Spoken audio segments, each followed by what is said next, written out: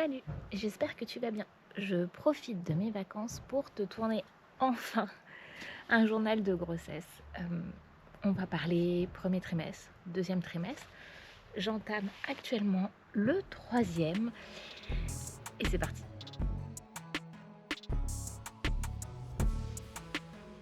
Avant de commencer, si tu ne me connais pas, moi c'est Jo, je suis maman de 3 garçons et je te partage sur cette chaîne ma quête pour une vie de maman épanouie et réussie à travers des vlogs, des vidéos face cam avec plein de trucs et astuces, mais ça arrive à partir de la rentrée. Autant te dire que ça a été un enfer. Vraiment, ça a été très particulier puisque j'ai découvert pour la première fois les nausées. Je ne m'y attendais pas, c'est vrai que j'ai eu 3 grossesses précédentes où tout se passait super bien. Et là, c'est un peu plus compliqué. Ça a été un peu plus compliqué. Les nausées ont duré jusqu'à 4-5 mois. Et j'en ai bavé. Clairement, je vomissais, excusez-moi les hémétophobes, mais je vomissais 2 à 3 fois par jour minimum. Donc c'était super compliqué à gérer de ce côté-là. Mais ça a été un premier trimestre plutôt tranquille, pas mal de fatigue. Je vais pas mentir. Après, j'ai l'habitude de dire que j'ai bientôt 36 ans. J'ai bientôt 36 ans et à partir de 35 ans, on parle de grossesse gériatrique. Puisque le corps médical estime qu'à partir de 35 ans, on est trop âgé. Pour avoir des enfants, c'est la période où il y a le plus de grossesse à risque, à partir de 35-37 ans. Et je vais avoir 36 ans peu de temps avant ou peu de temps après la naissance de bébé 4. Donc c'est vrai que c'est un peu particulier. Et je disais à une amie qui, elle, est dans sa petite trentaine, qui vient d'avoir 30 ans, je vois clairement la différence. J'ai un très grand garçon de 16 ans, donc je l'ai eu à 19 ans, et c'est 2 salles, 2 ambiances. Je vis pas le truc de la même manière. Voilà, on va pas se mentir. Mais sinon, le premier trimestre a été plutôt cool. La nouvelle nous déjà, c'était une nouvelle qui nous a un peu surprise. On ne s'attendait pas à ce que ça arrive à ce moment-là. Au final, on est très contents. On va pas se mentir. On avait plein de projets en tête, pareil, qui sont repoussés. On a quand même essayé de les mettre en place pendant cet été. Mais ça ne s'est pas fait. J'en reparlerai plus tard, je pense, dans un point BBM pour expliquer un petit peu où on en est et comment les choses vont se passer. Mais voilà. Premier trimestre plutôt cool, malgré beaucoup de nausées et une fatigue assez intense. Je vais pas te mentir. Le deuxième trimestre, par contre, ça se passe beaucoup mieux. Enfin, ça s'est passé beaucoup mieux. J'ai beaucoup de mal à me dire que ça y est, j'entame la dernière ligne droite, que ce petit cœur arrive dans 2 mois et demi au moment où je tourne. J'ai entamé mon 7e mois de grossesse, bien correctement d'ailleurs. Et c'est assez particulier, donc on verra bien. Mais en tout cas, le deuxième trimestre a été beaucoup plus soft. Toujours extrêmement fatiguée. Et j'ai découvert les chutes de tension. Je ne connaissais pas. Je suis quelqu'un de très nerveux de base. Et là, j'ai découvert ce que c'est d'avoir une tension à 10. Je ne connaissais pas avant. Je te jure, c'était absolument pas dans mes habitudes. Là où vraiment je vois... je suis dans un truc un peu spécial, c'est que contrairement aux précédentes grossesses, j'ai fait une vidéo où je parle de ma maternité pour mes 3 garçons.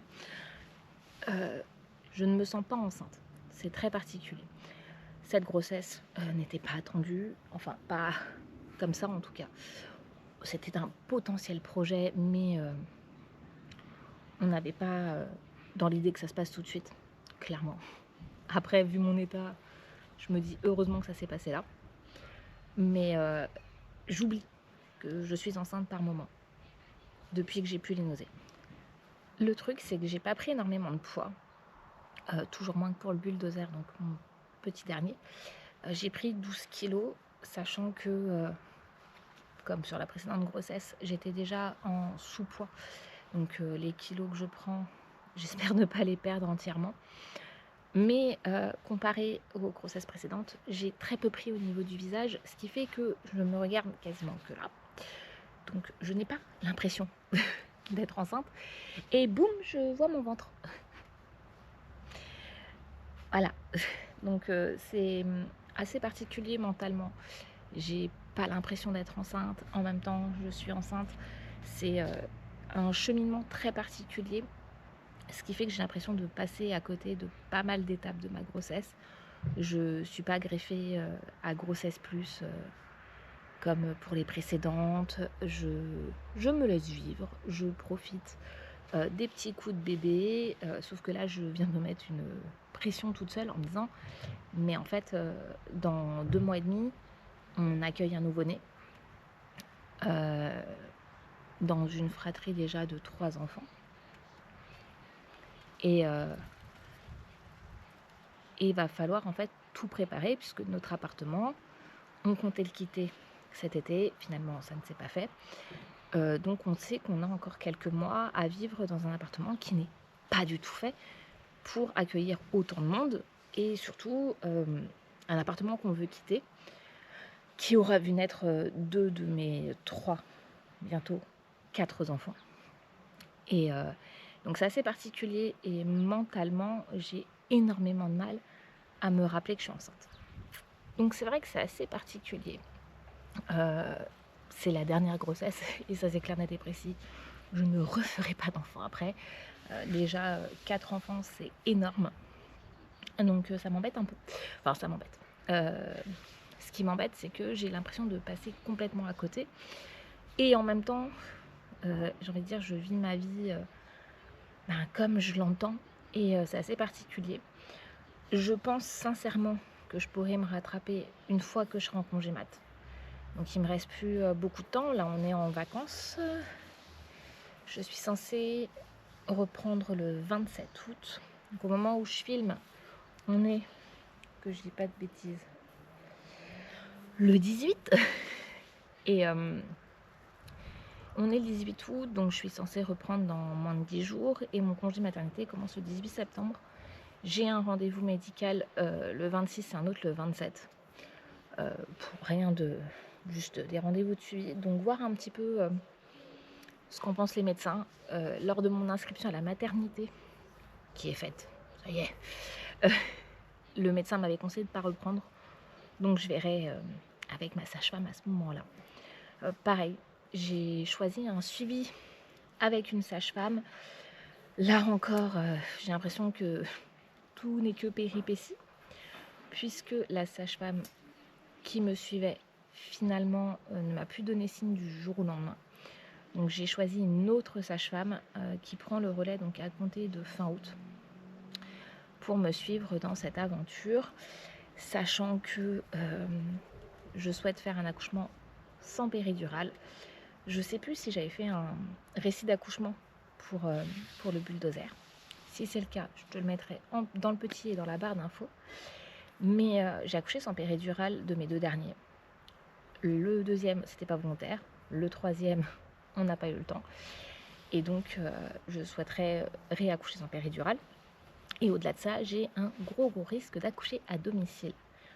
Je regarde sur le côté parce que j'ai le numéro bis qui se balade dans l'herbe chez papy et mamie.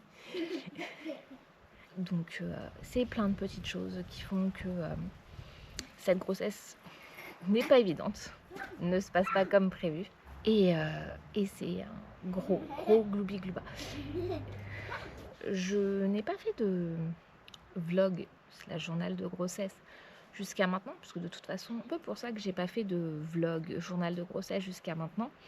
À chaque fois que j'ai essayé de filmer, j'y arrivais pas, ou alors je filmais mais ça me convenait pas, ou je montais pas.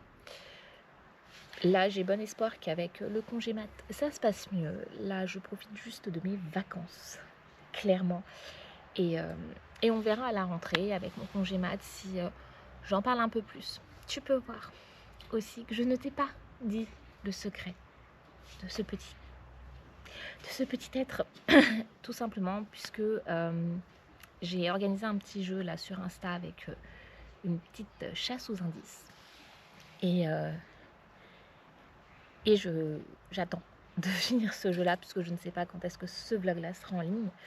Mais il y aura le gender reveal de numéro 4.